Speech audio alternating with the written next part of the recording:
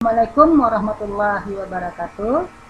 Kita mulai sekarang belajar bahasa Indonesia bab 2, Sejarah Indonesia dalam bingkai karya sastra, pertemuan 4. Jangan lupa absennya terlebih dulu.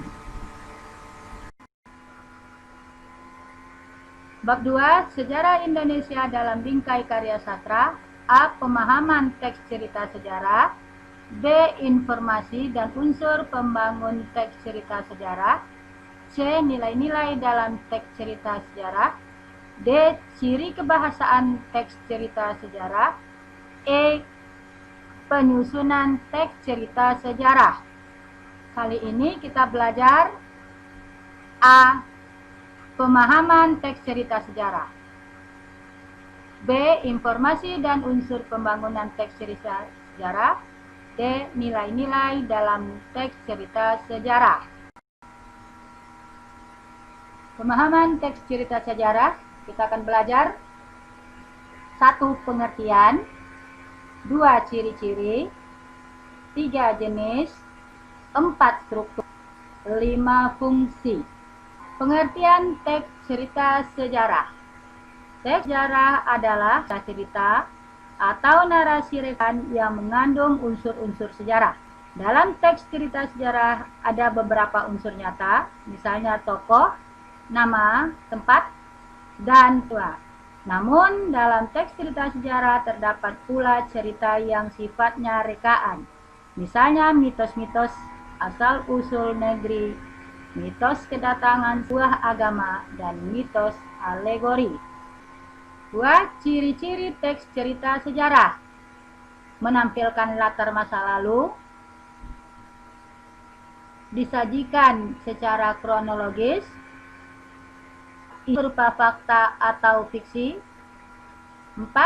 Sering menggunakan konjungsi temporal. 3. Jenis teks cerita sejarah. A. Teks cerita sejarah berdasarkan fakta. B. Teks cerita sejarah fiksi. 4. Struktur teks cerita sejarah. 1. Abstrak. 2. Orientasi. 3. Komunikasi. 4. Klimaks. 5. Resolusi. 6. Koda. 5. Fungsi teks cerita sejarah. 1.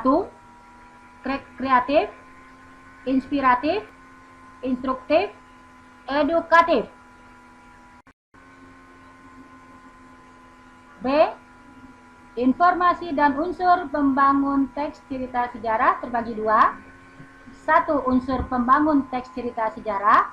2. Informasi penting dalam teks cerita sejarah. Langkah-langkah menemukan informasi penting dalam teks cerita sejarah terbagi 3. 1. Membaca teks cerita atau novel sejarah dengan sesama.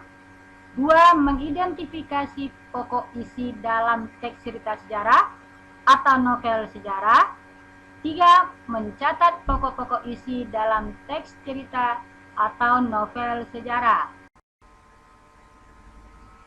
Unsur-unsur pembangun teks cerita sejarah terbagi 2. Unsur intrinsik dan unsur ekstrinsik.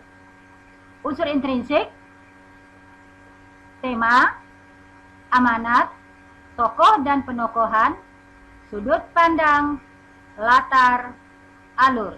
Sedangkan unsur intrinsik: kebesaran pemerintahan, corak penceritaan, unsur keagamaan, unsur politik, unsur ekonomi, unsur sosial.